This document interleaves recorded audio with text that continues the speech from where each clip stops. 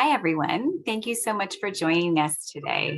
My name is Sarah Neville Morgan, and I'm the Deputy Superintendent of Public Instruction for the Opportunities for All branch at the California Department of Education, under the leadership of State Superintendent of Public Instruction, Tony Thurman.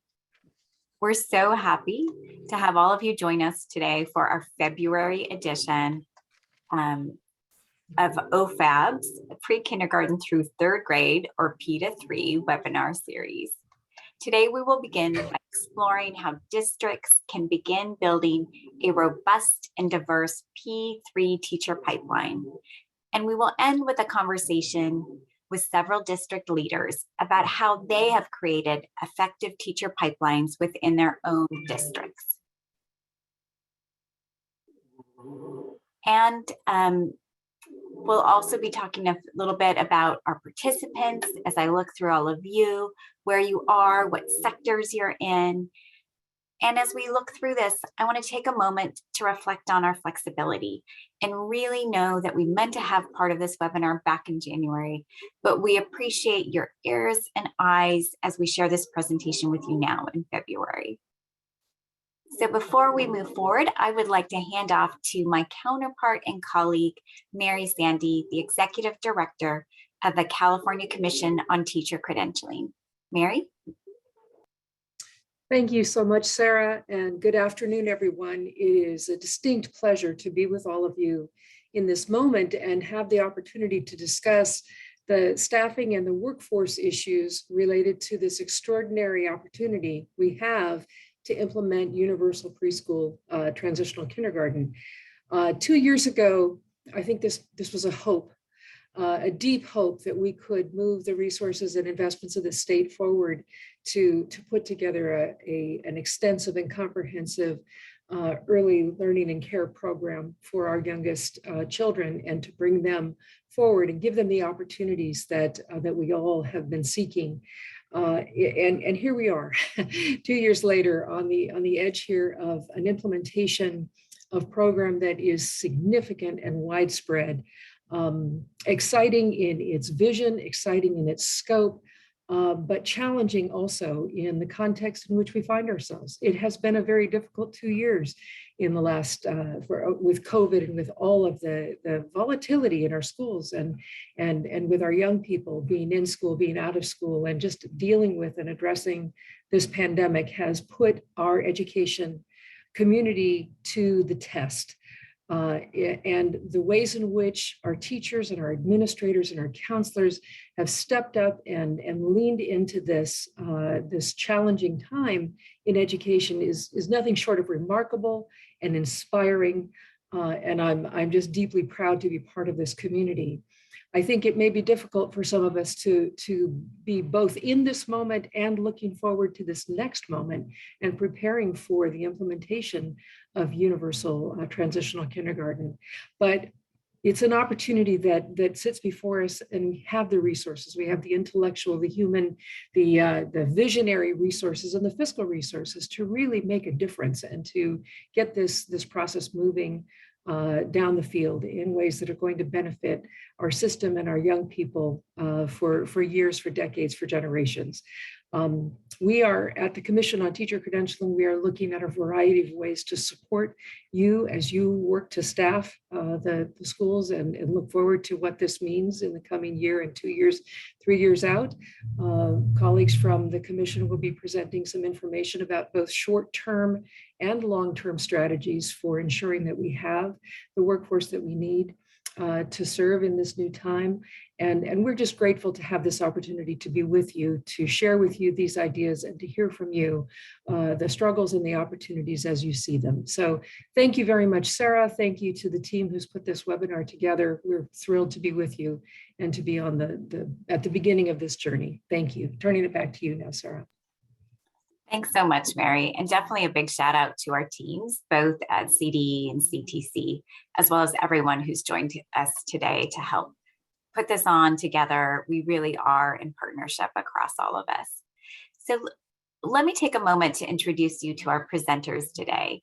In addition to Mary and I, we're excited to be joined today by Alana Pinsler, a child development consultant in CDE's early education division, which promotes some of our P3 activities across CDE, as well as addressing some of the UPK or Universal Pre-Kindergarten efforts, especially around workforce. We also have with us David DeGuire. David is the Director of the Professional Services Division of the Commission of Teacher Credentialing and has been a key partner with us as we address UPK. And also with us is Hannah Melnick, a former elementary educator and a senior policy advisor at the Learning Policy Institute. As we move forward with all of this work of UPK and P3 together, we really see CDE and CTC in partnership, and LPI has become a strong partner in all of this work with us as well. So moving to our session objectives, or why are we all here today? In terms of the objective for our time together, we hope you will come away with this webinar with more information about the breadth of workforce requirements for our early educators, as well as funding opportunities to support a diverse and strong P3 teacher pipeline. We also hope you walk away with excitement as we provide and showcase examples of best practices and support key takeaways for practitioners who are building new or expanding existing teacher preparation programs, including how to recruit new teachers outside of the current early childhood education or K-12 world. How do we support pathways for existing educators and staff who have some credits but might need degrees and or credentials to move into a transitional kindergarten through third grade program?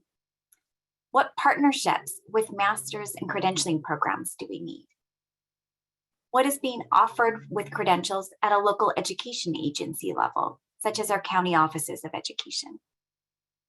How can we provide supports to teachers, tuition, academic advising, cohorts, and other ways? How can we actually bring the coursework to the LEA or local education agency campuses so it's right there where they are? What about apprenticeship models? How do we support and embed this in their work? And what about residency and grow your own programs? So looking at all of this, we know we need to support existing multiple subject teachers to obtain the knowledge and skills to really teach TK as it becomes part of UPK. We also need partnerships across this with all of our community-based organizations and higher ed from the community college up. Finally, we hope you will all walk away today with the critical role of professional development within the framework of our workforce. Yes, there's an immediate need for new bodies in the classroom. However, as we're building the vision of UPK through these implementation years, as we're building a P3 component to make sure that what's done in preschool is then coherent across those early grades. Now is the time to refocus what professional development can look like for all teachers, from the very brand new to those passionate seasoned teachers. Next slide, please. So this is actually when I get to hand it off, Lily. So Alana, do you want to take it away? I would love to do that. Thank you so much, Sarah. Afternoon, everyone. Next slide, please.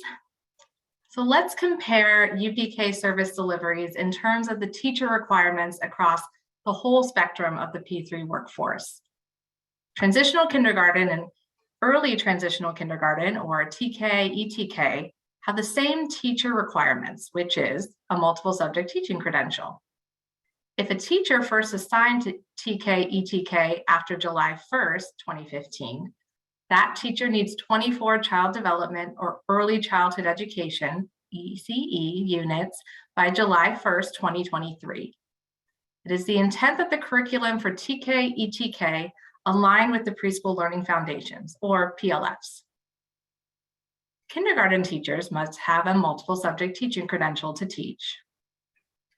The California State Preschool Program's CSPP teachers need to have at least a Child Development Associate Teacher Permit issued by the California Commission on Teacher Credentialing. And the program needs to follow California Department of Social Services licensing requirements and certain assessments such as annual environment rating scale assessments and the child desired results developmental profile assessment. And they also need to have their curriculum aligned to the PLFs. Next slide. Oh, you're so good, thank you. Head Start teachers need to have at least an associate degree in ECE. Nationally, 50% of all Head Start teachers need to have a bachelor's degree. Instructional aides in Head Start need to have at least 12 units of ECE, and as well as meeting comprehensive performance standards, which can include but are not limited to recruitment, developmental and health screenings, as well as family and community engagement. Expanded Learning Opportunities Program, or ELOP, is for school districts and charter schools to provide after-school and intercession enrichment programs for grades TKK through 6th grade. Staff in these programs must meet the minimum requirements of an instructional aide as defined by the school district. Let's take a slice through our P3 workforce and elevate a specific workforce population that carries across all programs, the bilingual teacher workforce. The bilingual teacher workforce.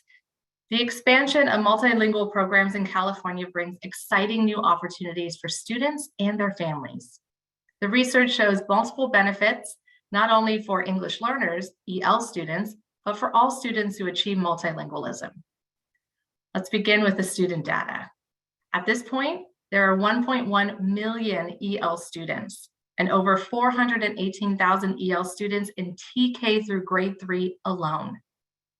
The number of students who have a home language other than English is at 1.3 million.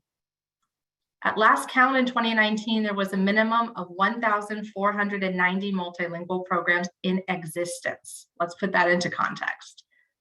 And that number is growing rapidly through the vision of California's EL roadmap policy, the passage of the California Education and Global Economy Initiative, and efforts such as Global California 2030 and the new Dual Language Emerging Grant Program.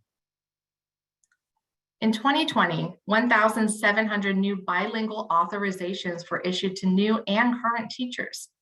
Each year since 2015-16, that number continues to increase, yet it's still not enough to meet the growing demand for educators with multilingual authorizations. Parents are now more than ever interested in enrolling their child in a multilingual program. Schools and school districts are responding with new or expanded programs, and they're also facing a real challenge to find high-quality bilingual authorized teachers to staff those programs. The task at hand is to continue to build the bilingual teacher pipeline. We can recruit students through graduates who will follow the new biliteracy pathways recognition from pre-K through 8th grade, and those students who earn the state seal of biliteracy, and encourage interesting beginners in an early age through the newly established biliteracy pathways recognition. Also, the Migrant Education Mini-Corps program continues to be a successful avenue for college students who are interested in teaching in bilingual programs. And the Bilingual Teachers Professional Development Program, which was launched in 2018, brought aides and current teachers into the bilingual teaching over that 3-year period of the grant. We can look to bright spots and exemplary models. Some districts have an existing capacity to grow their own bilingual educators, while others may explore possibilities of recruiting native speakers of other languages from outside the US.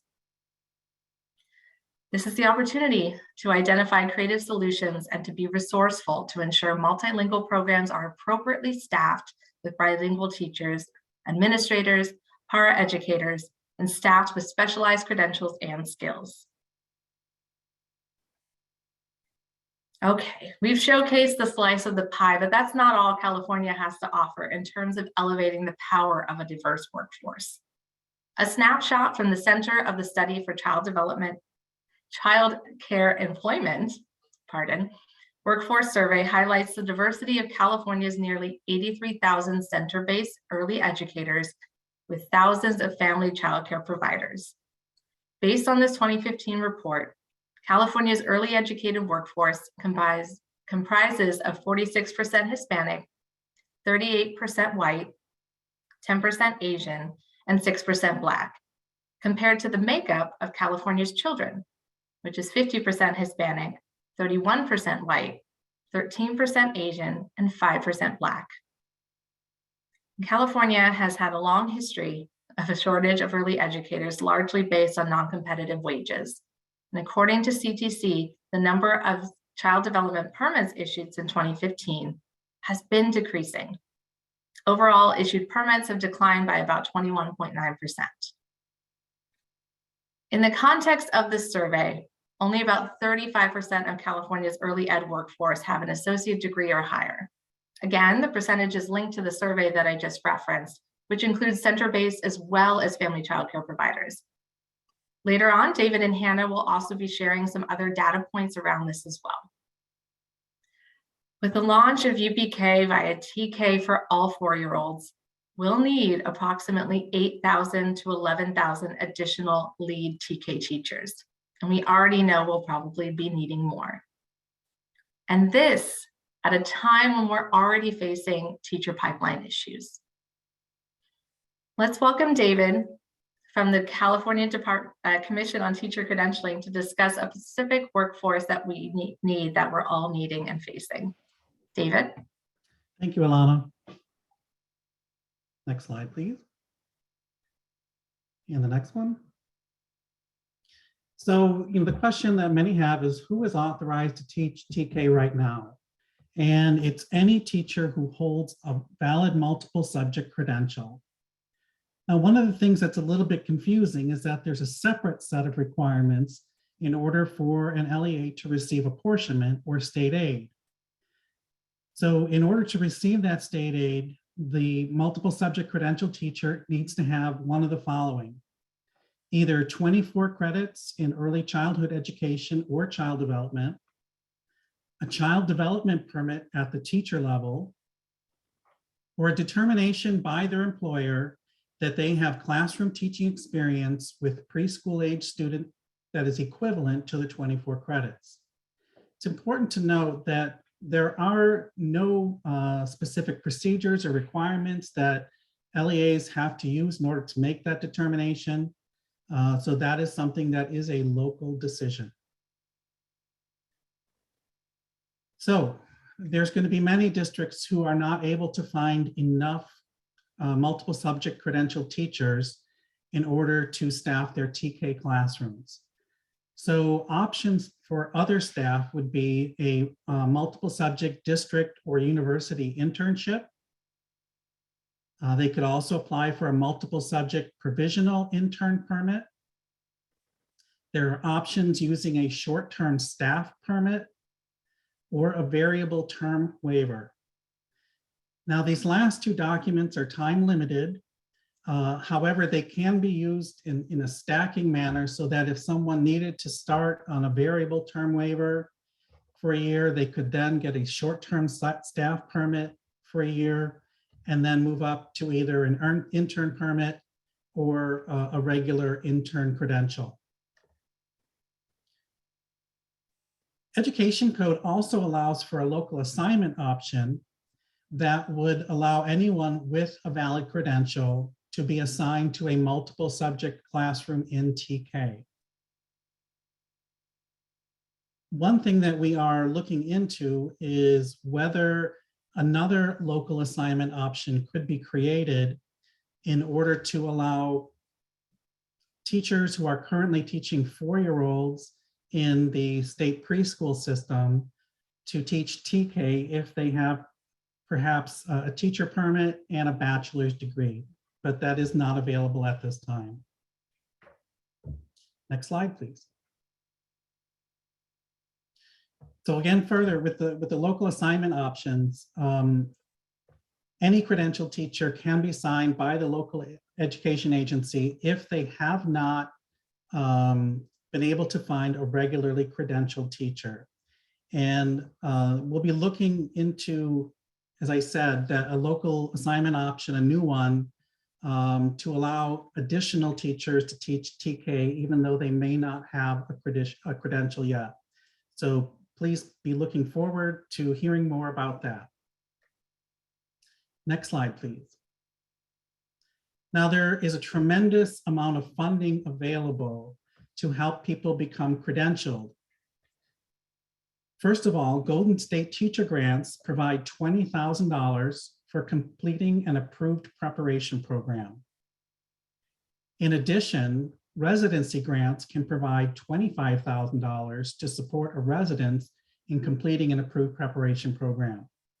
We believe that residencies provide an excellent opportunity for transitional kindergarten because staffing requirements will require 2 adults in the classroom. So the mentor teacher could be the teacher of record, and the resident could be the second adult in the classroom, working all year and earning their credential in the process. In addition, there are classified school employee teacher credentialing grants, which provide up to $24,000 for a classified staff member to complete a bachelor's degree and or an approved preparation program. So depending upon where they are in their education and their preparation, the classified staff grant can really help them meet the whole gamut of requirements. Next slide, please. The commission has asked a work group to look at how we might retool the current early childhood education specialist credential. And the intention is that it will become a base credential that authorizes teaching in preschool through 3rd grade. The work group has already met 3 times and will be meeting 2 additional times, and they will be making recommendations in April regarding credential requirements, program standards, and teaching performance expectations. Next slide, please. And I'll turn it back to you, Alana.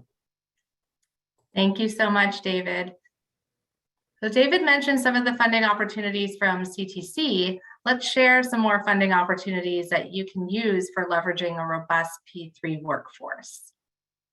Before I begin and start talking about these wonderful funding opportunities, we'd like to make sure that you can see them for yourself. So CDE and CTC developed the UPK Teacher Pipeline Compendium. I'll ask that the link be put in the chat for you so you can quote unquote follow along with us. Do keep in mind that the compendium was released in December 2021, and some of the grants now have their official names, as well as specific funding profile pages that were not yet available. One funding opportunity is the Educator Effectiveness Block Grant. It's $1.5 billion in funding for instruction, education, and strategies for certificated and classified educators. This grant also provides professional learning for teachers, administrators, paraprofessionals, and classified staff that interact with students. This grant, paired with the California Classified School Employee Teacher Credentialing Program that David mentioned, will do wonders at elevating employees who have not yet had the spotlight on them before. There is also a $250 million for teachers pursuing or initiating their certification from the National Board of Professional Teaching Standards, which is available for school districts. And then there's funding that goes directly to the teachers themselves, those individuals pursuing education to teach our youngest learners, in the form of the $500 million Golden State Teacher Grant Program. There's also the Early Education Teacher Development Grant, which is $100 million one-time competitive workforce grant for LEAs as a part of their UPK implementation planning. This grant requires a mandatory letter of intent, an LOI, which was due February 2nd. That date has passed. A total of 394 eligible LOIs were submitted, with 55 out of 58 counties applying. For those eligible LEAs, you can view the LOIs that were submitted by a county on the grants RFA page. I'm going to put that in the chat for you all now. As our team is finalizing the request for funding application for release, we encourage those who submitted a letters of intent to identify possible opportunities for submitting an application as a consortium. The RFA is set to be released soon this winter, and a technical assistance webinar will follow that release. Another portion of the workforce to consider are those who serve children with an ELOP.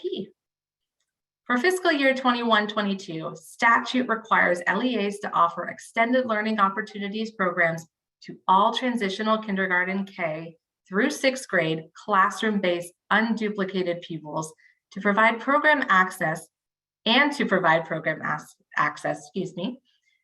to at least 50% of enrolled TKK through 6 classroom-based unduplicated pupils.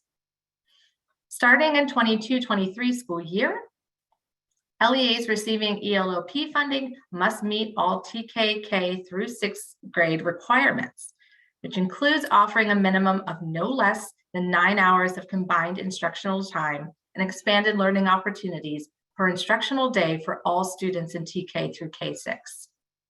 Once that requirement is met, an LEA may exceed the requirements and serve in additional grade spans, and/or they might provide expanded learning hours of programming. TK is included in this requirement because TK is operated as a program within kindergarten. The average daily attendance generated by TK students is included in the ELOP entitlement calculations. So LEAs are receiving funding for TK unduplicated students. Now I would like to invite Hannah Melnick from the Learning Policy Institute to talk to us a bit about early education pipelines. Great, thanks, Alana. I hope that you can see me. I'm having some internet instability, but I'm joined by phone. I'm Hannah Melnick, Senior Policy Advisor at the Learning Policy Institute, where I co-lead our early childhood team.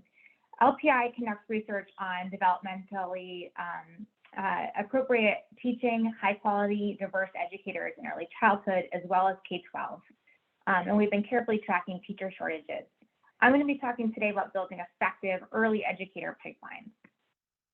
So part of our research is looking at the projected demand for TK teachers. We're projecting the need for even more TK teachers than Alana suggested in previous analyses have suggested, 11,000 to 16,000 by full implementation. TK expansion is an extremely exciting opportunity because it means more access for children to high quality early learning. But of course, the looming question is how we are going to staff these classrooms. And of course, there's a continued need for teachers in other programs, such as state preschool, Head Start, and other programs serving young learners. So that brings us to what are the potential sources of teachers. On the next slide, I'm going to show two different groups that can help staff TK classrooms, but wouldn't reduce overall shortages. And then we'll talk about new teacher candidates. So the first group is current credential holders. There are many multiple subject credential holders in elementary schools that may want to teach TK. And some of these teachers already have met the 24-unit UCE requirement that Alana mentioned earlier. Others may need just a little bit more support. Another key source of educators are current early educators. These teachers have a wealth of knowledge and expertise in working with young children that makes them poised to be TK teachers. Data from the Center for the Study of Child Care Employment shows that over 70% of center-based early educators are women of color. They are much more diverse racially, ethnically, and linguistically than our K-12 teacher workforce. And over 85,000 teachers are in California early childhood centers. 31,000 of those teachers, that's just over a third, already have a bachelor's degree in early childhood related fields. Again, meaning they're really poised to enter TK positions. And I just want to note that TK positions are often paid significantly more than preschool teachers. And finally, new teacher candidates who can actually expand the overall size of the early childhood workforce. Some candidate groups to think about are current paraprofessionals and after-school educators. Out-of-state credential holders, they make up 25% of all K-12 new hires in California. Recent graduates of early childhood related associate degree and bachelor degree programs.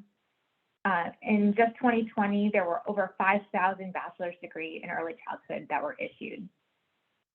Parents There are a lot of parents who enter the early childhood workforce after their children become school age. And high school students. There's a lot of funding now and proposed in the budget for career and technical education and dual enrollment.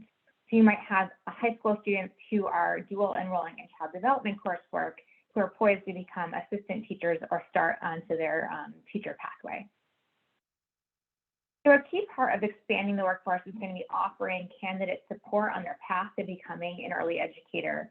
And so we want to think about what are going to be features of effective preparation models. Now, our research shows there are several common features of good preparation models. The first is having clear pathways to credentials and degrees.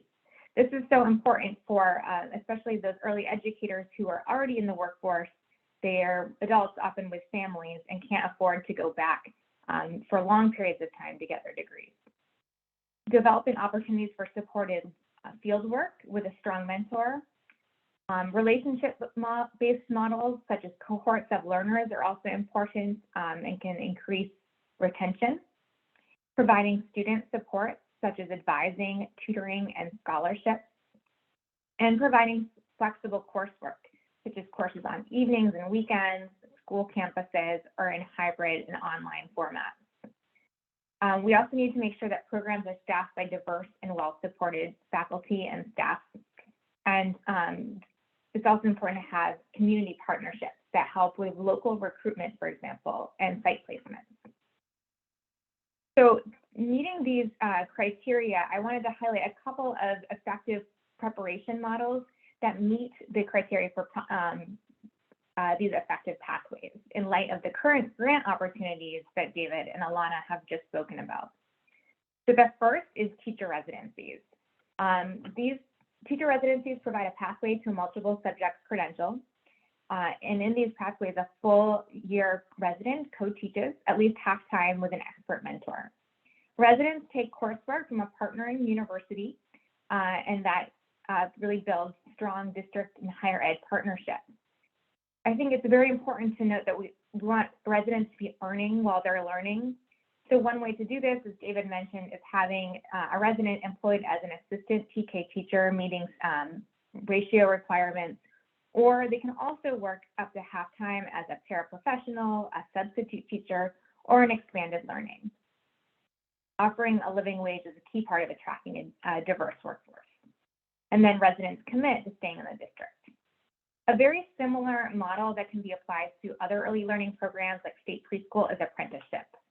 Apprenticeship is a really good option for building the supply of lead and assistant teachers using federal and state workforce development funds. Unlike in residencies, apprentices don't need to have a bachelor's degree when they start, but they similarly get on-the-job training from a mentor, for example, with an apprentice working as an assistant teacher under the supervision of a master teacher.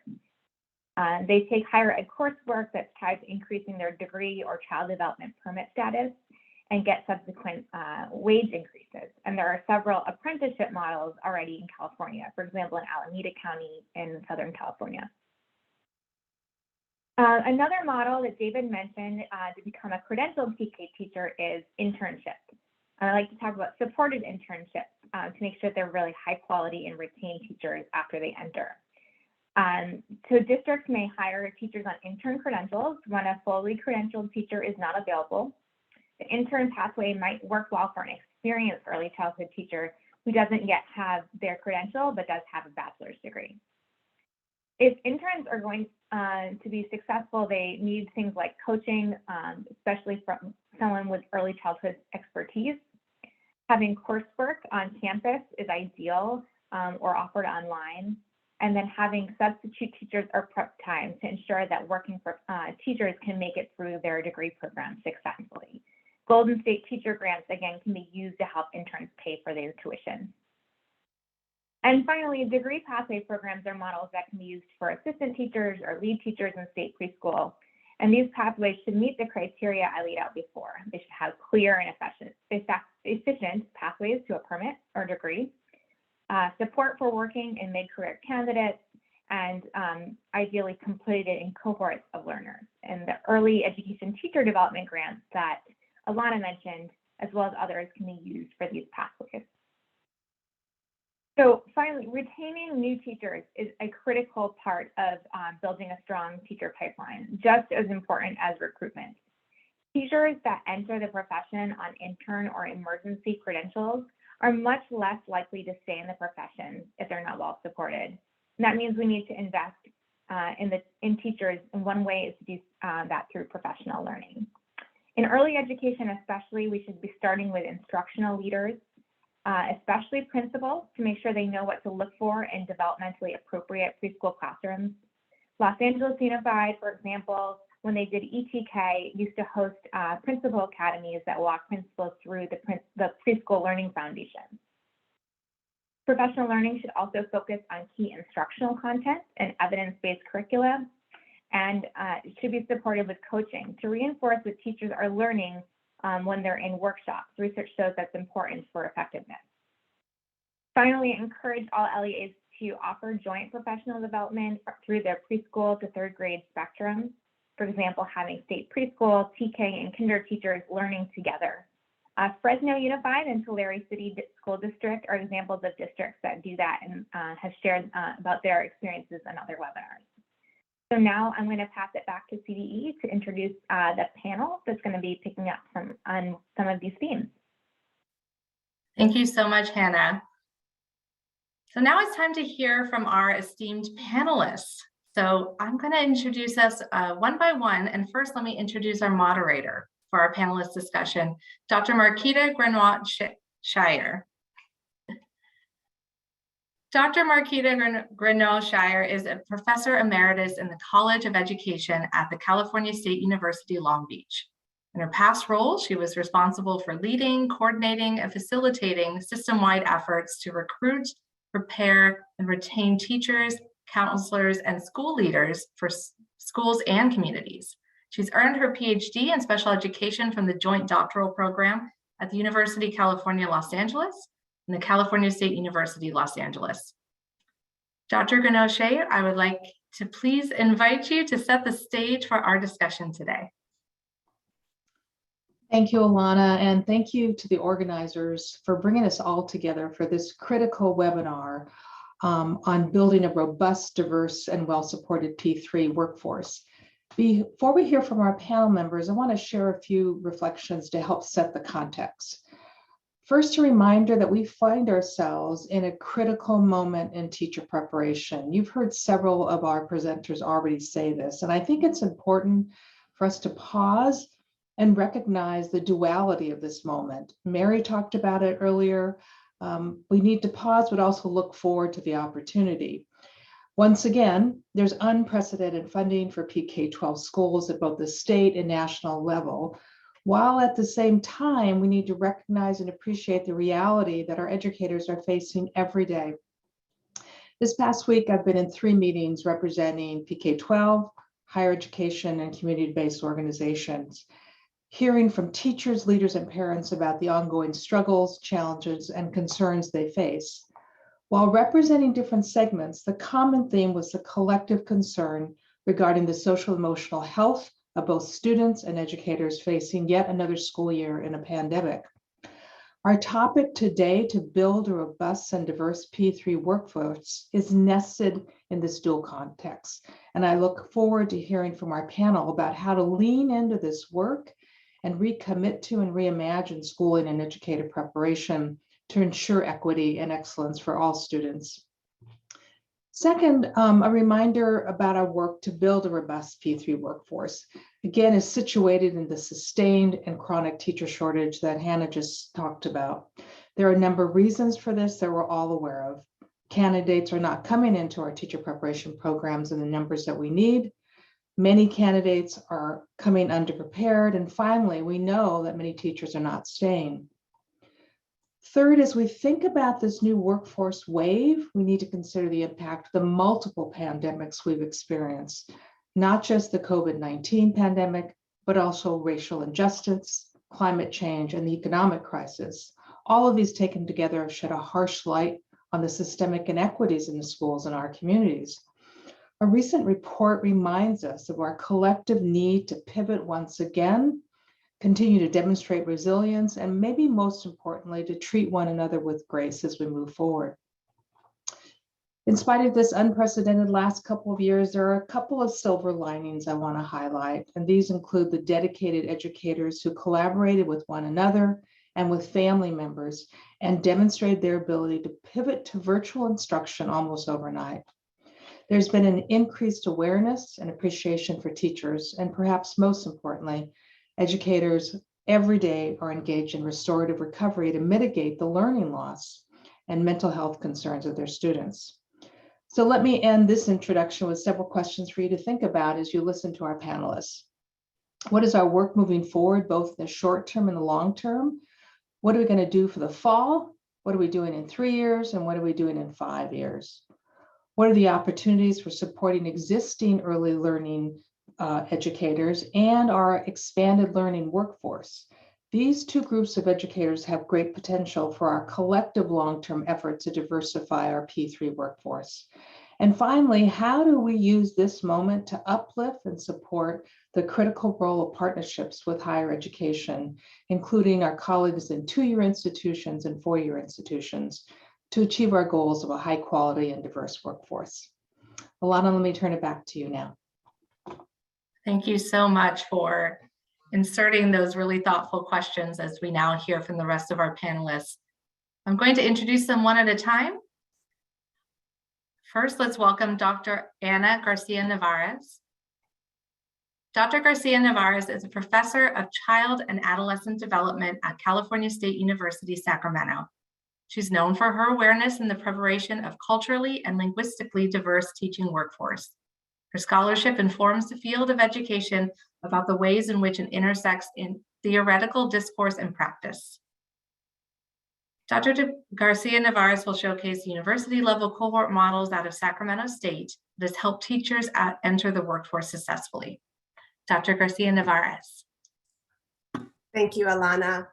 I'm grateful to be here. Good afternoon, everyone. There are two objectives to this presentation. First, I'm going to start talking about the cohort blended program that we have here at Sacramento State. And second is going to be the Uplift California grant that the Chancellor's Office and also the community colleges, along with other agencies, have received. So I'll start with the cohort blended model that we have at Sac State. The Child Development BA Early Development Care and Education program is based on a learning community model, placing students in cohorts with a combination of video and web-based delivery. This is coupled with a local face-to-face cohort discussion and facilitation. This web-based instructional modules are designed and implemented to support and extend the video stream content delivery. The video stream content is viewed by participants in a group setting, and local cohort discussions and class activities are facilitated by cohort instructors who lead the group discussions and act as the in-person instructor. We started this program 15 years ago due to the workforce shortage in early childhood education and to increase the workforce in earning a bachelor's degree. The early childhood providers were challenged with completing their bachelor's degree because of limited access to university, course scheduling, social and psychological barriers. The blended approach offers students who may not benefit from a fully online course delivery with the opportunity to have traditional face-to-face teaching and online instruction. Next slide, please. The schedule. The program's length is designed for 8 semesters, with students taking 2 courses per semester. This includes summer. Courses are designed to provide advanced levels of theoretical analysis and expectations of writing proficiency. The model increases access to higher education for early childhood educators, professionals through a flexible program structure that considers proximity, course schedule, class size, and ease of enrollment, a community learning environment, and improve students' degree completion and professional growth. The majority of our students are working adults who are not able to attend a university on campus or to attend the traditional schedules that universities offer. For this reason, this model provides access to higher education through a program structure that considers the location of where students live and work. The courses that they take are offered in the evenings. The class size is between 20 to 25 students per cohort, and students know exactly what courses to take. A roadmap of the courses is provided to them.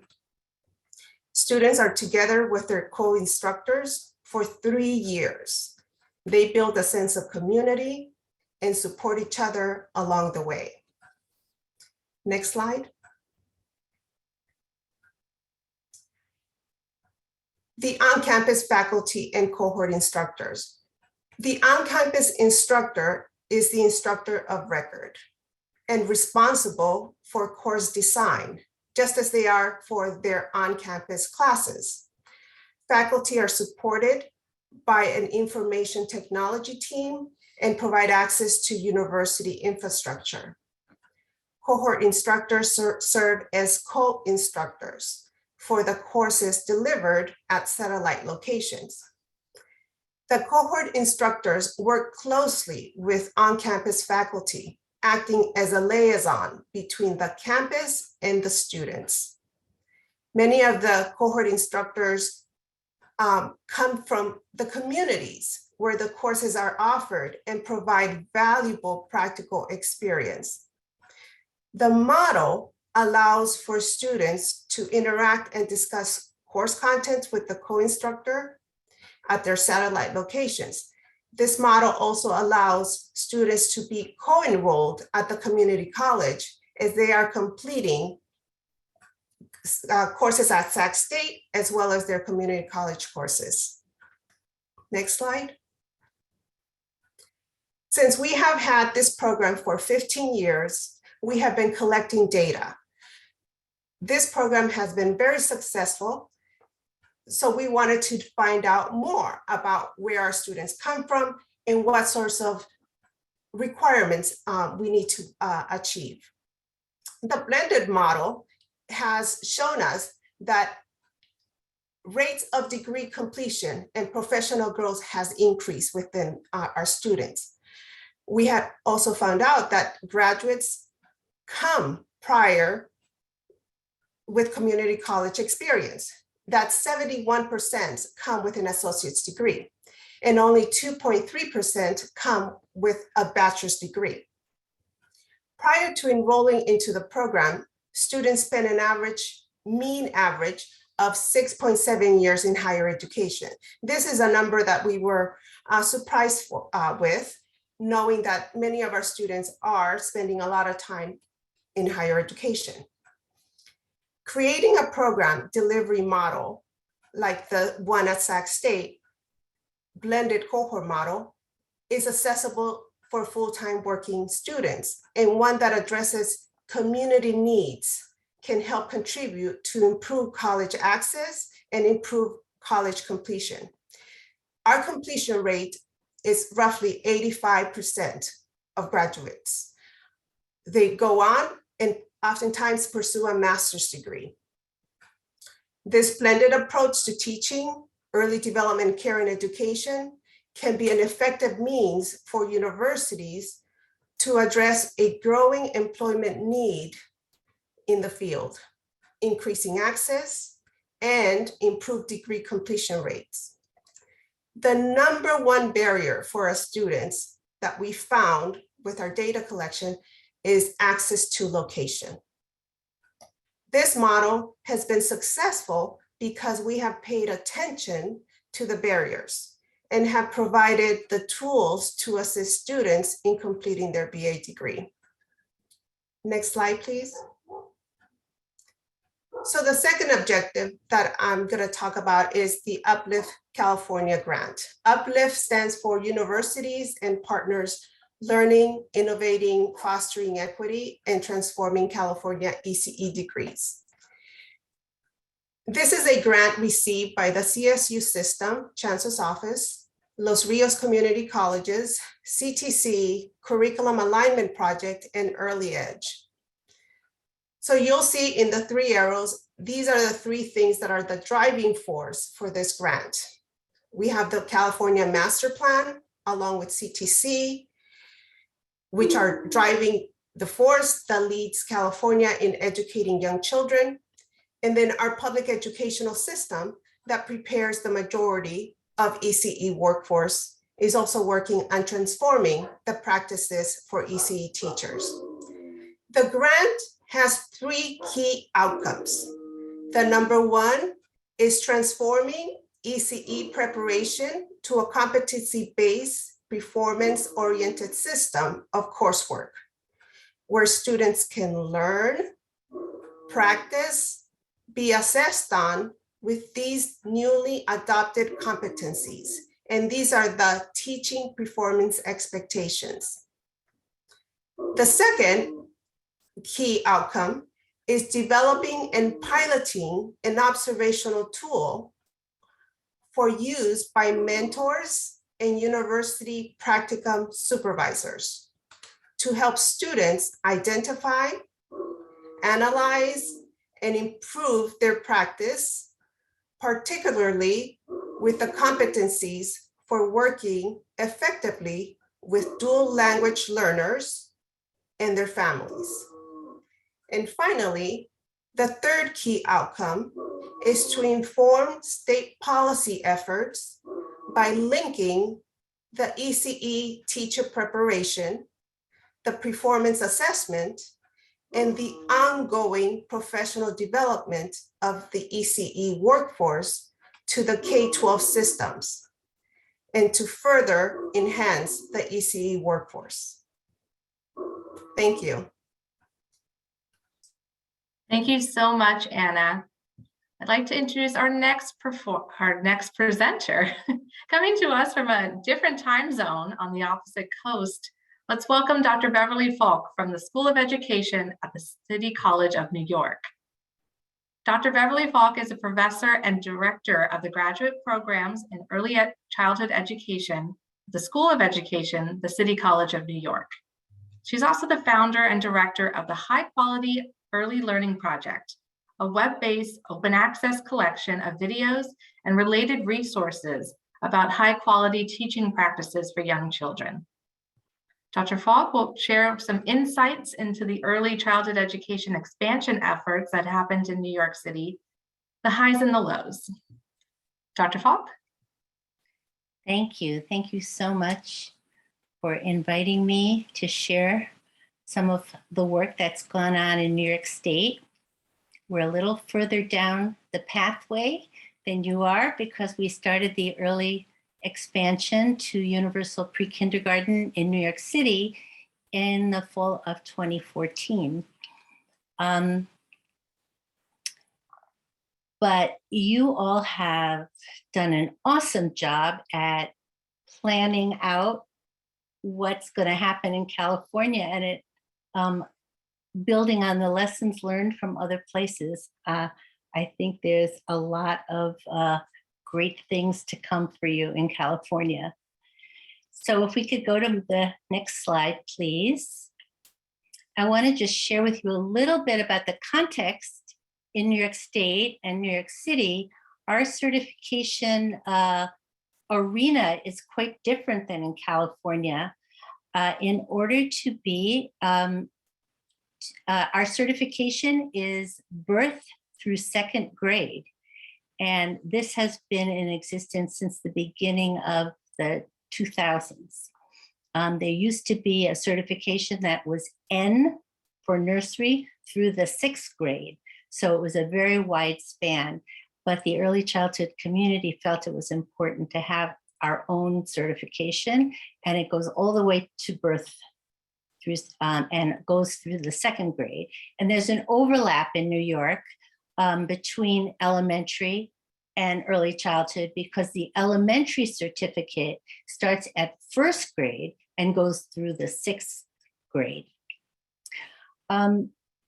So we have many or one other thing I want to say about certification is that the certification is at 2 levels in New York State. There's what's called an initial certificate, and that is a bachelor's degree is required for that, and completion of a teacher preparation program that in early childhood education. But to get permanently certified, what the state is calling professional certification, requires a master's degree. I am the director of a graduate program at the City University of New York, at the City College of New York. And so most of my students that I work with on a day-to-day basis are in the master's program, but our college does have an undergraduate program as well. And we have all different levels of programs at the master's level for people who've either coming in without any prior education work, or coming in already certified in early childhood. We also have a track for people coming in certified at the bachelor's level for in another area of education. And we have also non-certification tracks.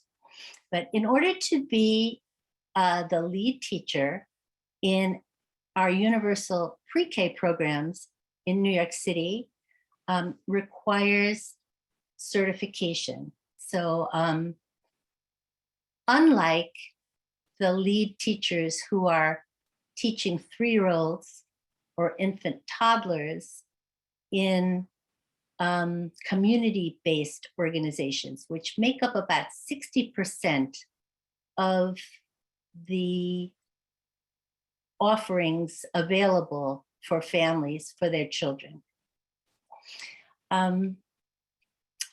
So that, I think that explains that pretty well.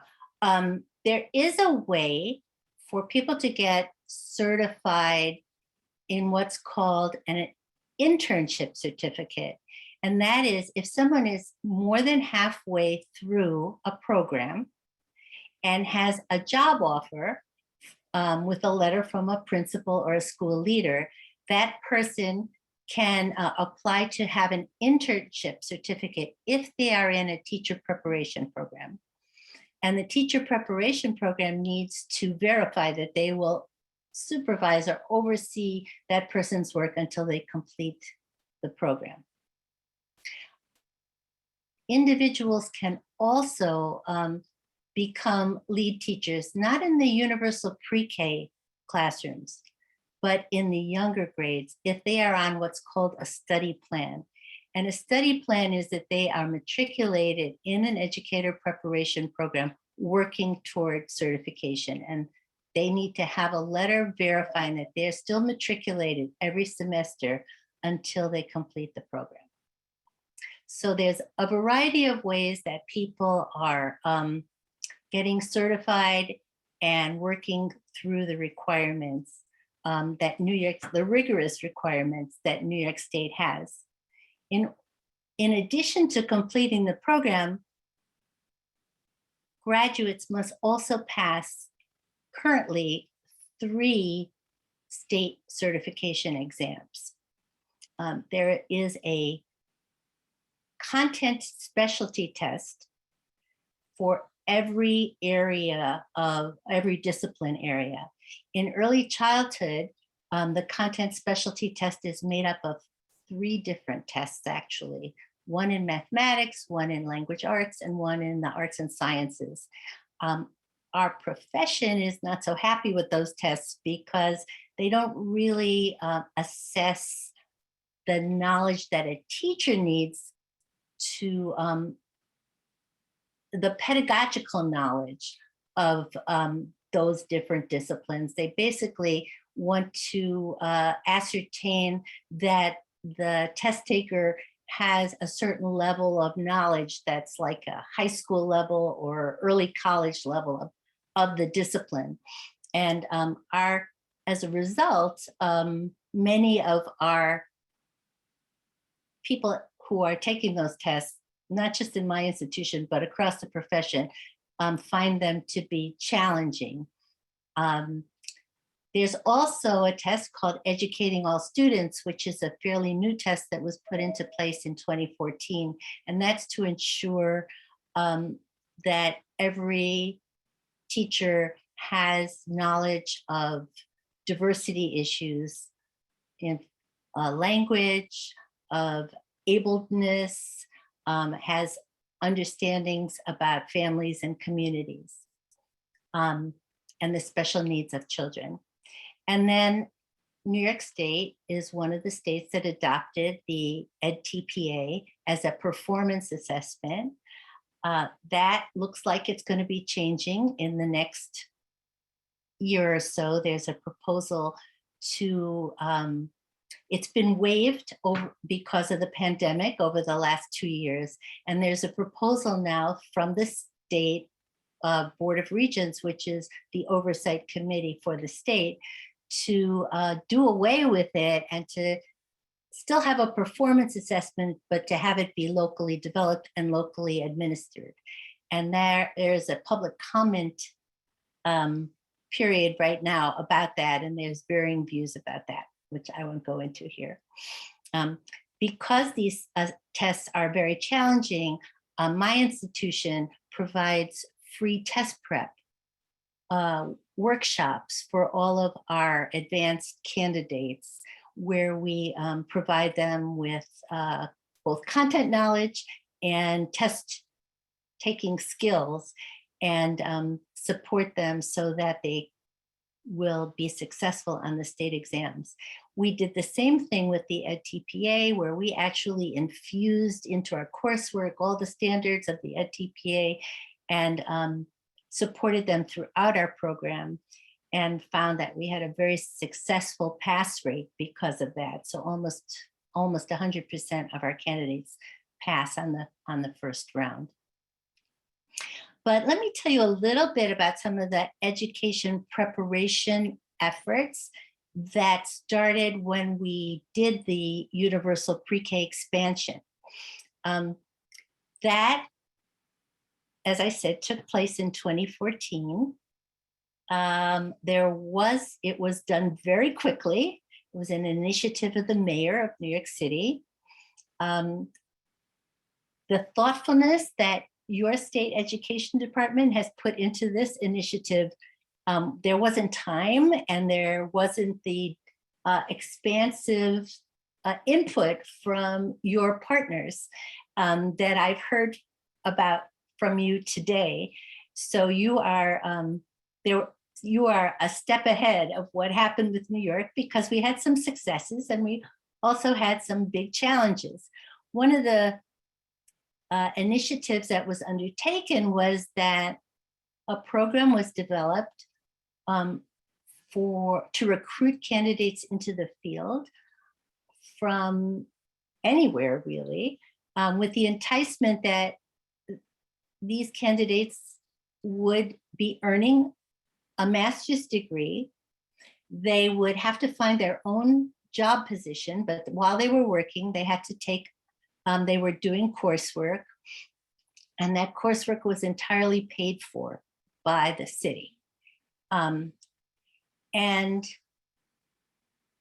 what happened is that, well, people found positions in a variety of different places that had a variety of levels of expertise. And they found that it was a really big lift to be teaching for the first time without any preparation, and to be going through a master's degree program that was designed to be very quick. It was like a little over a year. So that's one effort that I see you have not put into your plan, but glad to hear that, because a lot of the folks who were in that program were not able to continue it or left the field once they got their master's degree, and it wasn't all that helpful for people. What has been helpful is building on the kinds of programs that have been successful particularly in our public education system, and that have given us strong content, strong field experiences, and people have gone through the program at the paces that fit their lives. And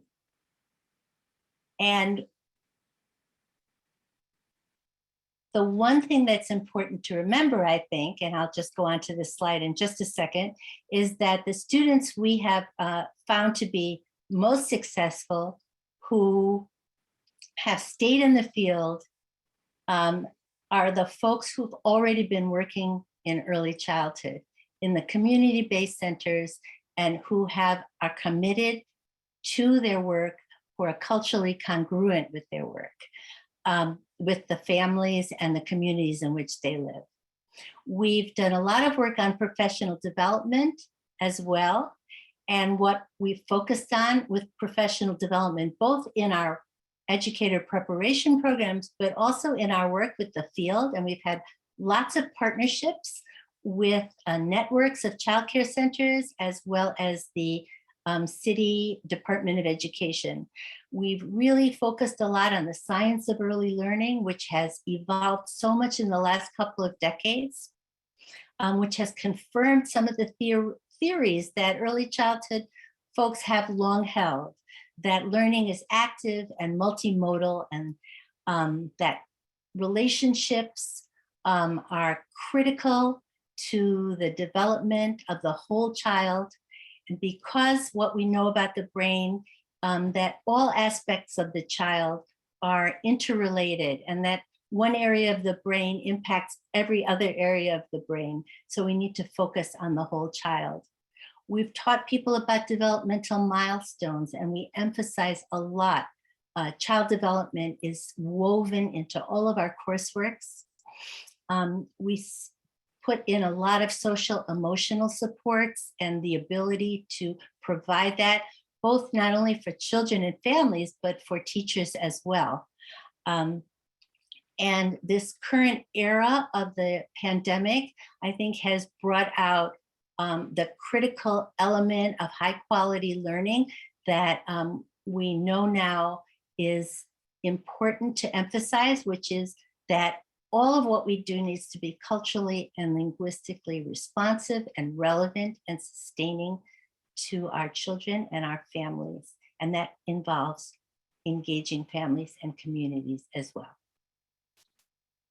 So my recommendations, I've given you the cautionary note about making sure that we recruit people who we know will be caring and sensitive to our communities, who are committed to stay in our communities, who are culturally congruent with our communities.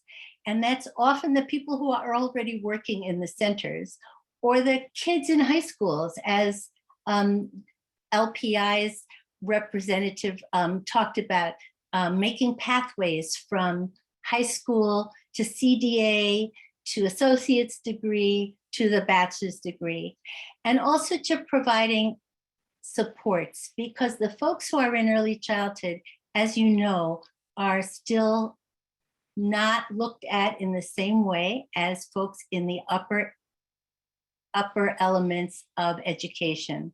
And our pay scale is lower, our work hours are lower, our school year is longer if we're in community-based organizations.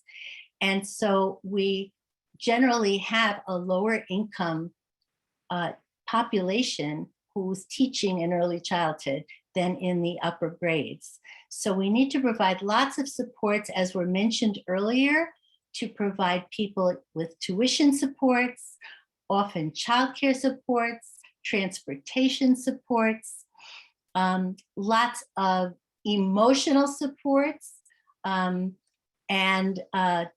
in terms of writing centers, test prep, and career planning, so that people can get a sense of the possibilities in their lives. And my final cautionary note is that there is a not salary parity between early childhood teachers and teachers in the rest of the profession. We need to address that. And we also really need to address the issue of segregation in our centers and in our communities, because recent data has come out that shows that early childhood is 20% more segregated than high schools. This is in New York, and we are the most segregated city in the United States in terms of our school system. 20% more segregated than the high schools and 13% more segregated than the elementary schools. In order to address that, we need to find ways to blend our funding streams, and we also need to address our societal issues as a whole, like the segregation in neighborhoods, and find a way to come up with solutions for schools to reach across communities so that we will integrate in an equitable way. I hope you find that helpful. Thank you. Thank you so much, Dr. Beverly. Our other panelist for today is Dr. Marianne Dewan from the Santa Clara County Office of Education. Dr. Dewan is the Santa Clara County Superintendent of Schools. She has served in education for over 34 years in a variety of leadership roles.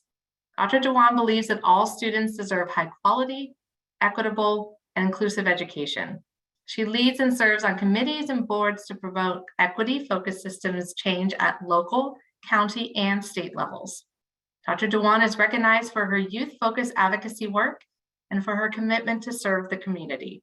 She's passionate about the diversity, inclusion, equity, and social justice. Dr. Dewan.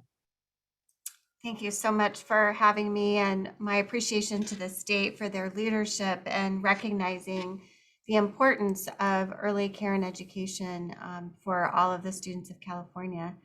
With the PK3 alignment, we are focused on the whole child, the social, emotional, physical, and educational well-being of students, and to achieve better outcomes throughout their schooling. And while we must acknowledge the challenge of planning during the pandemic, and especially during this most recent surge, we can also honor that many of the tools, resources, and capacity we need are available through collaboration and partnership. I want to highlight the importance of working collaboratively with existing local partners, as well as finding new ones.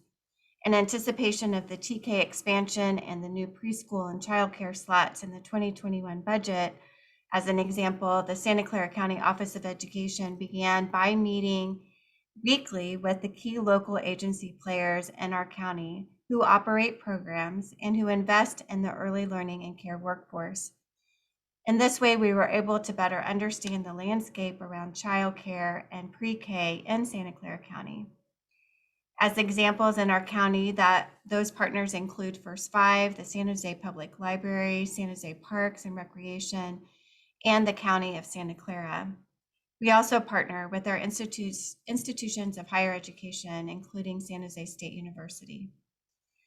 Included are Santa Clara County Office of Education experts from our Resource and Referral Network and the Local Planning Council, with key input from our Educator Preparation for Inclusive Classroom Programs and our California Preschool Instructional Network and our Steps to Success program. Over the course of 6 months, the local community partners developed a shared problem statement and began to estimate the number of new TK, preschool, and voucher slots that we expected to receive in our county between 2022 and the 2025-26 school years. These considerations include greater capacity, affordability, more state subsidized slots, and higher reimbursement rates. Next slide. As a first step, we created a matrix of all known local existing childcare workforce development programs that provide reduced cost or free unit-based coursework to candidates to help them earn a child development permit or credential. Creating this matrix highlighted that there were gaps in the workforce pipeline lattice in our county. For example, nearly all of our county's subsidized early learning and care workforce investments are targeted to helping family, friend, and neighbor and small family child care home staff obtain their assistant teacher child development permit, or the 12 units. There's only one program that currently could be used to help candidates pay for a teacher child development permit, and no subsidized programs that help candidates earn a master teacher permit. A bachelor's, a BA is a requirement in our Head Start programs and the requirement for TK teachers. Therefore, our team is working on combining the above countywide matrix of program and the state's matrix for early learning TK workforce, and adding in the various state and local grants that support candidates climbing each rung of this lattice. Simply putting all of this information together in one place was an essential first step and will help our candidates climb the lattice. It will inform them of the various funding streams that are available and that can help pay for units, coaching, and also support navigation as they further their career. Usually, candidates have to move from one program to another or from one grant or funding source to another in order to access the next rung of lattice. Our goal is to be so collaborative and transparent that it is much easier for candidates to navigate this space. And our collaborations extend into higher education, including our partners at San Jose State University. Next slide. Our plan is to structure our applications for workforce funding based on our goals of creating a true countywide early learning workforce lattice from high school with career pathways to a fully qualified TK teacher with a multiple subject credential and 24 units of ECE. Closing these existing gaps in the lattice using funding from each of the 4 workforce grants, our team will therefore apply for the Golden State, the Classified Employees, Early Educator, Teacher Development, and Teacher Residency. By collaboration and avoiding duplication of effort, we can leverage each of these funding sources to ensure that we have a rich program, and ensuring that we honor and promote existing early learning educators who in our county are primarily women of color and who want to further their careers by making the lattice truly accessible to them. In this way, we can promote a diverse workforce, allow for career advancement, and ensure economic mobility by investing in our existing workforce and our existing residents. Next slide. Thank you. Thank you so much, Dr. Dewan. And now that we've set our stage, it's my honor to welcome back our moderator and our discussion panelists. 4 from left to right is Dr. Marquita Grinnell-Shire, Dr. Anna Garcia-Navarra, Dr. Beverly Falk, and Dr. Marianne Dewan. Take it away, doctors. Well, before I turn to our panelists, I just want to thank each of them for the descriptions of the programs and services. I really appreciate Dr. Navarro's description of the structure, the cohort model that really, I think, defines student success in the CSU with the wraparound services. I was so impressed to hear about that. I appreciate Dr. Falk and her description of how they work through all of these issues and programs in New York City and lessons learned. And I love this idea of a study plan. It's sort of like an IEP for our candidates. So I appreciated learning about that. And then finally, Dr. Dewan's focus on the whole child is so critical, especially right now. And I greatly appreciate the description of the collaboration across the segments. So we have 4 questions for our panelists. And in our conversations prior to this, we agreed that we would address each question to 2 of our presenters and then move on to the second question. So the first question is from Marianne and Anna. Can you describe in a little bit more detail how you collaborate with regional partners to address workforce needs, including preparation and professional developments? You both address this, but I'm interested in learning more about the models of preparation and professional development that have been the most effective for your teachers. Marianne, can you start? Yes, I'd be delighted to start, and thank you so much for the question. As I mentioned in the opening presentation, just having the matrix and the outline of available resource has been really essential. And what we're doing is translating this into a true workforce pipeline.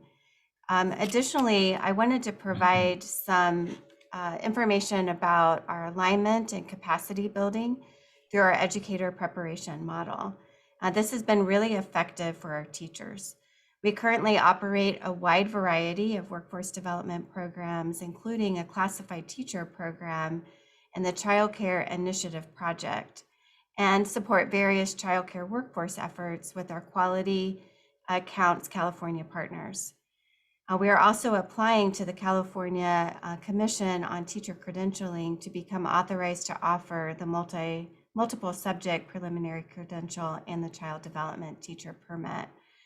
One of the hallmarks of our preparation program is our focus on equity and inclusion, and additionally, partnership. So as a result of these programs, we have proven partnerships with San Jose State University and our community colleges.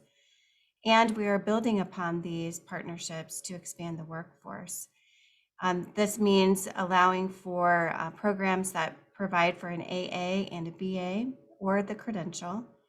And our current workforce programs also include certain aspects that we think are important to replicate.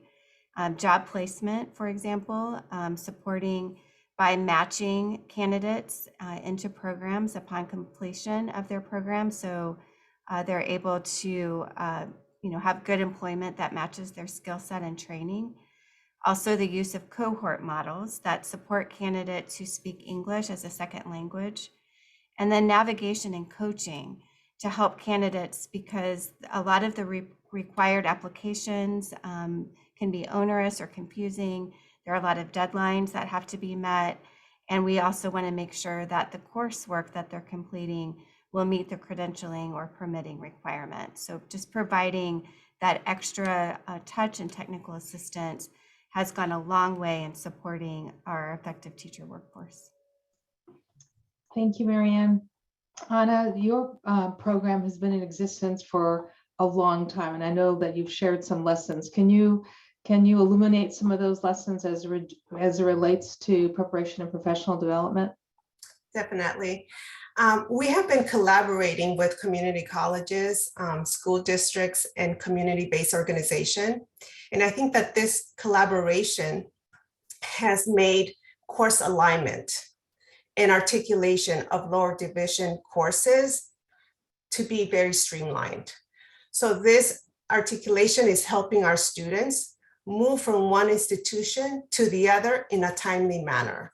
So that way they're not spending so many years either at a community college or at a four-year institution, because we have that line of communication open. The blended cohort model has been essential and suitable for the preparation of future early learning workforce. Having adult learners in our program and doing our teaching through this modality has been effective while keeping up with the economic, technological, and social changes of our society. One thing that COVID has done is increase the level of knowledge with technology among the faculty and students with the teaching and learning process. We have all learned how to use different programs, different softwares to do presentations, to engage in the teaching and learning. Engaging students is a key factor with our teaching. So as we teach, either using flipped classrooms, HyFlex, or teach fully online has been essential for students and to prepare them when they go out to the work field. Thank you, Anna, and thanks for mentioning that silver lining. Sometimes I think we get so caught up in the work, we forget to do that. And I think you're absolutely right that technology has really grown in terms of how we're using it for teaching and learning. So thank you for that reminder. The second question will first be addressed to Bev, and then I'll go back to Anna. And so the second question is, and again, you've all touched on this, but this is an opportunity to take a deeper dive and give more specific examples. So the second question is, how do you recruit new teachers and ensure they have the preparation and experience they need to succeed? And then the second part is, how do you ensure that current teachers have the knowledge and skills they need to serve young children well in TK through third? Bev, do you want to go first? Yes, thank you. Well, I mentioned before, and I think it's been mentioned by my other colleagues here, that there is a pipeline, a natural pipeline in our field. Before I entered the university, I was an early childhood teacher and director of an early childhood center. And I found often that people entered the field. First, they were parents who experienced their child in the center, and they often started to volunteer in the center. And then they became aides in the classroom, and then they went on to be assistants, and they got a CDA credential, and then they went to an associate's degree program, and then they went to a bachelor's degree program. And in order to be fully permanently certified in New York, ended up in a master's degree program. I think we found it to be very successful to build on this natural pipeline, and to support people then through their work. We allow them to do their field work in their classrooms. They often do their student teaching, their clinical experience, as what we call supervised teaching, which is, I think, referred to by other folks here as more of an internship opportunity, where they're being mentored still by someone in the classroom, or by their their director of their center. And we make sure that we partner with the programs, the schools that our teacher candidates are in, so that we're supporting not only the students who are in a program, but our presence in the centers and in the schools affect the development of the entire center. So we share whatever we do with our students with the other teachers and educators in the classrooms and in the center.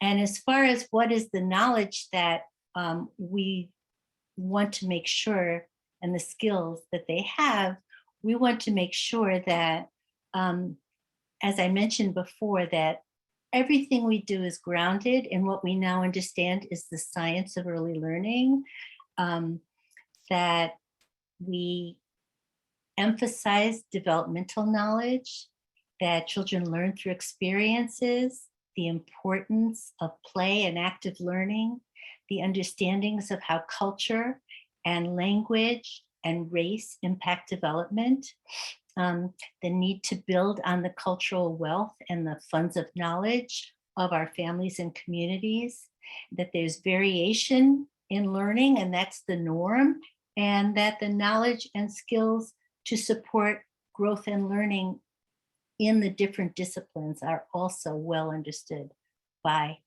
the educators who are working with children in the classrooms. Thank you, Beverly.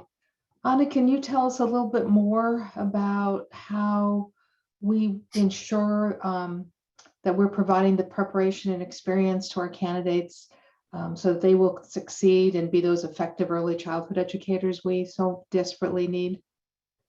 Sure. So we have pathways for recruitment beginning as early as high school. We are offering an introductory class in child development to high school students through the College of Continuing Education. So students get to earn college credits while they're still in high school. Other CSU partners that we're working with right now with a grant, CSU Pomona, for example, as part of the grant, they're working with their local high school programs to recruit students interested in ECE field. So this is another way of getting students interested as early as high school to get into the early childhood education field. Our blended program, students are identified by counties of education, school districts, state agencies, in locations where there's an interest for student candidates. So again, we have recruiters who go out to different regions to find out if there's an interest by our ECE adult learners who wants to earn a BA. The grant, the Uplift grant, has given us the opportunity to revise our curriculum and develop new courses, materials, and assignments to incorporate the teaching performance expectation that's needed to serve an ethnically diverse, multilingual children and their families. So we're revamping our curriculum to meet the needs of our community. Thank you, Anna. So the third question is so important at this point in time that we're going to ask all of our panelists to respond to it. I'm going to start with Anna, go to Bev, and then ask Marianne. And we've talked about the duality of this moment, the opportunities of this moment, the challenges of this moment. So what specifically are you and your colleagues doing to build on this moment to diversify the workforce? Anna, we'll let you go first. All right, thank you. So as I mentioned earlier with the Uplift grant and revising our curriculum, the early childhood education teacher performance expectations are designed to represent a body of skills, knowledge, and abilities that beginning early learning students in their respective job roles should have, and to assure that our students are prepared to teach and to have multiple opportunities to learn, practice, be assessed, and receive constructive feedback in our programs. So the Uplift grant, we have a team that we're working with, and we're at the final stages of changing the curriculum. So we have 2 CSU partners that we're working with. We have local community colleges that we're also working with, and we all revamped our curriculum to include the TPEs. So we're at the final stages of revising our curriculum. So our teams are also mapping coordinated developmental pathways that provide opportunities and support to students to demonstrate mastery of the ECE competencies through coursework and field experience activities. Part of this curriculum revision is to incorporate anti-racist pedagogy, courses that specifically focus on dual language learning, literacy in first and second language acquisition, and working with multilingual families and communities. Anna, thank you for that description. It is a heavy lift to revise curriculum. And we think all of us in higher education understand that. And I appreciate your explanation of that.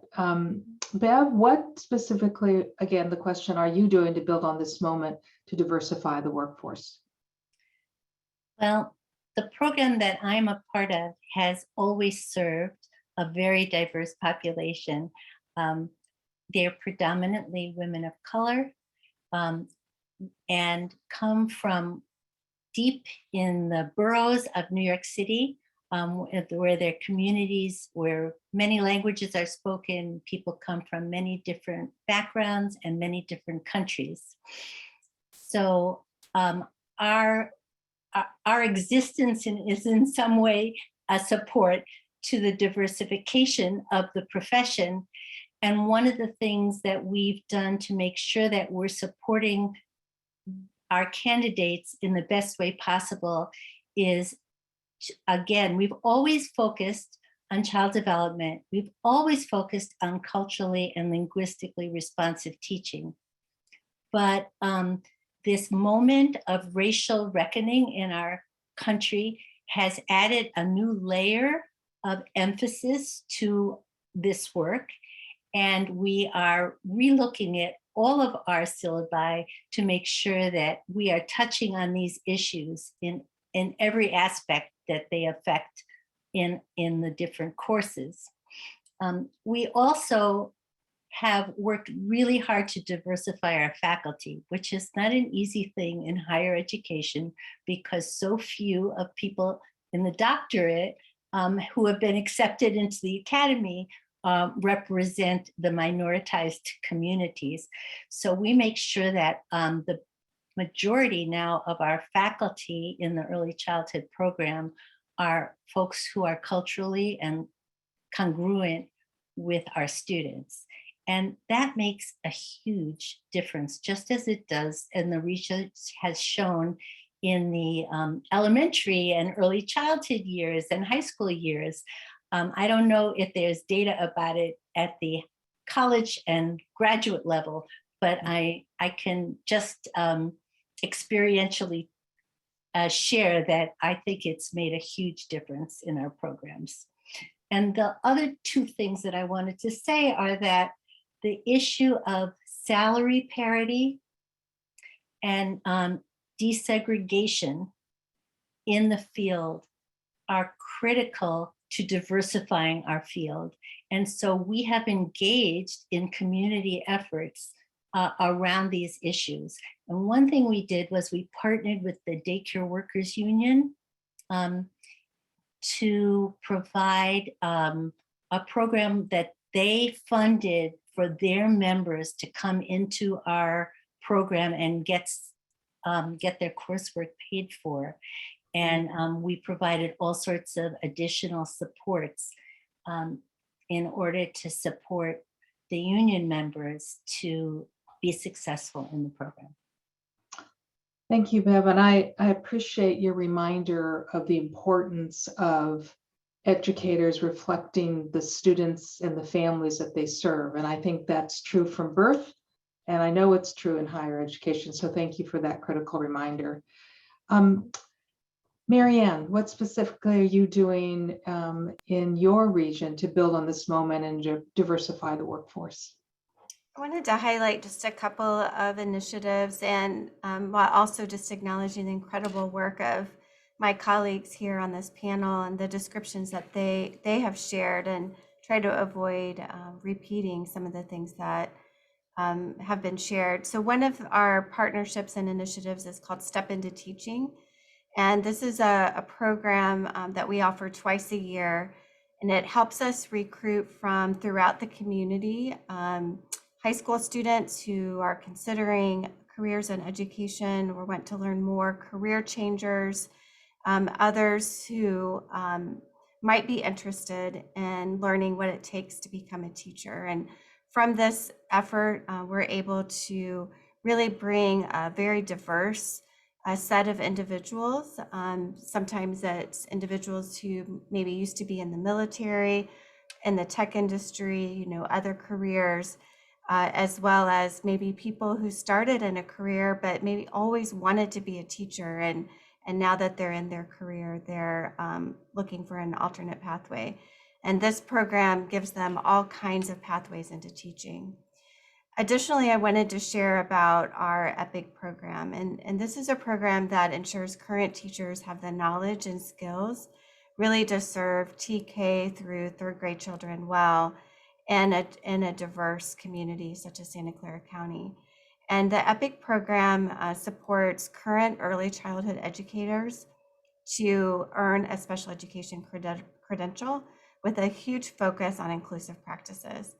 We currently offer this credential through this program with this focus on inclusion and using universal design for learning practices to deliver the curriculum, and also teaching our students in the program how to use those practices in their early childhood classroom. So they both experience it and then learn how to apply it. And we believe we're the only program in the Bay Area with a central program focusing on diversity, equity, and inclusion. And then in a more practical standpoint, I wanted to share that as we're taking and embracing this moment and understanding what it would take to fully diversify the workforce, we're focused on programs that have certain elements. So we're looking at ways to ensure that there are no upfront costs for candidates, that there are navigator and career counselors and other supports available, that we have trained mentors and coaches who reflect the diversity of the workforce, using these cohort models, and providing additional wraparound supports because while they're taking the classes and becoming credentialed, We know that they may experience other barriers and needs, such as a need for their own childcare or for support with housing and other items. Providing classes during flexible hours, as we do in our EPIC program, and providing some bonuses, incentives along the way. So as our candidates complete our programs or meet certain benchmarks, they receive incentive pay. And then having some type of payback requirement, so that as they demonstrate their commitment to the work or longevity in the field, that they experience additional benefits. And all of those components are things that we're applying in our programs in this moment to help diversify the workforce. Thank you very much, Mary Ann. Those of you who know me, when you said inclusive education, it's music to my ears. I want to learn more about that program.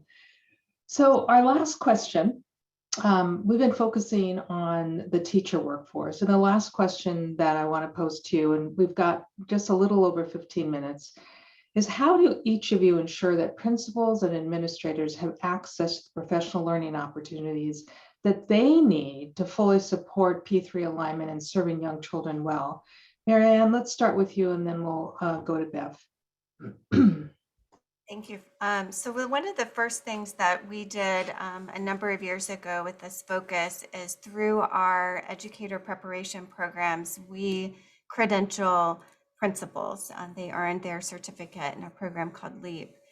And we embedded into this program the principles and components of early care and education.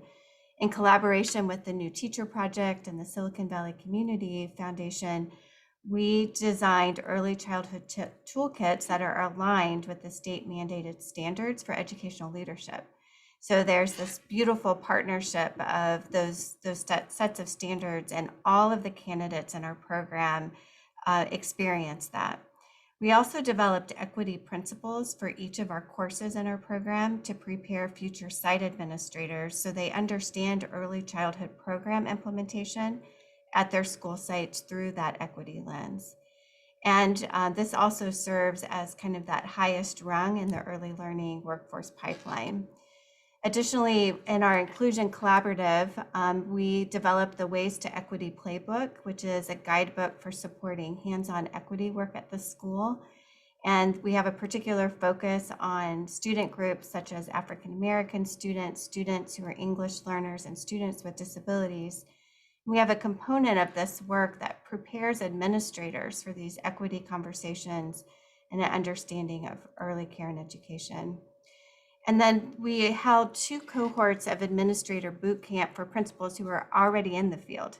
So they're already at school sites and not in our credentialing programs per se. And we wanted to make sure that they had an opportunity to also learn how to lead and support campuses that have young learners. And then lastly, I wanted to share about our Steps to Success program. We have a Steps to Success toolkit, which is focused on P3 school sites, and it provides administrators with the tools that they need to look at curriculum and resources, to communicate with parents, and to ensure that their campus is a welcoming and inviting space for the earliest learners. Thank you. Bev, would you share how you're working with our future administrators or current administrators? You know, this is such an important issue. I think we've all experienced that the majority of educational leaders in schools, principals, come from the upper grades and are often, I think there's probably, I don't know the exact statistics, but there's more men than women. And I've often felt that their image of what a good classroom looks like is a 5th grade classroom doing paper and pencil work at desks, and they don't really understand what early childhood is all about. So it's so critical that we as a field reach out and somehow impact the leadership world. In that regard, my own institution, I have partnered, my program has partnered with our leadership program to create a strand of the leadership credentialing program at the university to focus on the issues of early childhood. And how great it would be, right? If there were more people in higher administration levels who really understood what high quality early learning is all about. Beyond my own experience, I do want to give a shout out to folks in New York State who have worked on these issues as well. The umbrella university that the City College of New York, where I teach, is a part of, is the City University of New York. And the City University of New York is host to the New York State Early Childhood Professional Development Institute, which is a public kind of private partnership that works all over New York State to provide services to the workforce. And with generous grants from the governor's office, there is a leadership initiative to that work. So the Professional Development Institute is providing leadership meetings and professional development for people who are in those roles. They also have created a credential. It's not a state certification. It's just a recognized credential in the state for early childhood leaders. And I think there is some partnership with some of the higher ed institutions in New York City to combine that state recognized credential with New York State certification. So that's another important initiative that's happened. And I think that's the main efforts. Thank you. And thank you for the shout out to your colleagues. We'll want to learn more about the Institute. So I can just say, wow. It's been said that innovation is accelerated during times of crisis, and clearly our current context provides us with the opportunity to lean into this important work and to develop new ways of thinking and doing. And I want to thank each of our panelists for the insights and the experience and the passion that you bring to this work. I think I'm ending this time very hopeful and optimistic about what the next several years bring us. So before I turn this back to Sarah, I'm gonna just mention some themes that I've heard, some key takeaways that I've heard our panelists and our presenters earlier on talk about. Things like, or elements that include pathways, cohort models, collaboration is key. We've heard that over and over again. The idea of helping our educators navigate our systems, that again really puts student success at the forefront of this work. And our panelists shared the variety of coaching and advising techniques that they are using to ensure that the candidates we admit persist and graduate and enter the workforce. I greatly appreciate the emphasis on the cultural wealth that our candidates and our students and the families bring, and that all of you are intensifying your efforts to reflect on ensuring that culturally responsive pedagogy and content is part of our programs. And with that, I'm going to turn it over to Sarah Neville Morgan. Thank you again for allowing me to be your moderator this afternoon. Thank you. Thank you all so much. So what a wonderful panel of experts. I learned so much from each one of you. And Marquita, you just pulled that together so beautifully. So a really deep, special gratitude for you. You and I share that passion for inclusion, as does Dr. Dewan. So I loved how you folded a little bit of that in, and we will definitely make sure that you connect with the Santa Clara County Office of Ed team a little bit on that, because there is some amazing work across some of our county offices in that space. We can't speak about transforming our education without addressing our educators and the pipeline and supports for them. So in that, I loved how you all dove into the equity, diversity, and inclusion throughout your messaging, and just appreciate all of those pieces that lifted up our educators, how to ensure that the focus on children and how children best learn was woven throughout it. So before we close, a special thank you to our teams behind the curtain who really make all of this happen. So Alana, thank you for being our moderator and leading us through this. And a true, huge, deep gratitude for our lead in the entire P3 series, Beth Malloy. So thank you, Beth. We wouldn't be here and going through this without you. When it comes to closing this, I always have to end with a quote. So quoting Barack Obama, and when it comes to developing the high standards we need, it's time to stop working against our teachers and start working with them. Invest in early childhood education. Invest in our teacher, and our children will succeed. Thank you all so much. I hope you have a good evening, and let's get to it. There's a lot of work to do, and it will be stronger when we all do it together. Good night.